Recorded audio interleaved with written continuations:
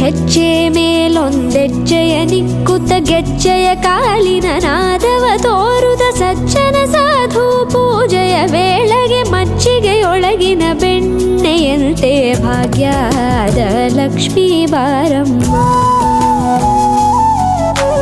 ಹೆಜ್ಜೆ ಮೇಲೊಂದೆಜ್ಜೆಯ ನಿಕ್ಕುತ್ತ ಗೆಜ್ಜೆಯ ಕಾಲಿನ ನಾದವ ತೋರುದ ಸಜ್ಜನ ಸಾಧು ಪೂಜೆಯ ವೇಳೆಗೆ ಮಜ್ಜಿಗೆಯೊಳಗಿನ ಬೆಣ್ಣೆಯಂತೆ ಭಾಗ್ಯದ ಲಕ್ಷ್ಮೀ ಬಾರಮ್ಮ.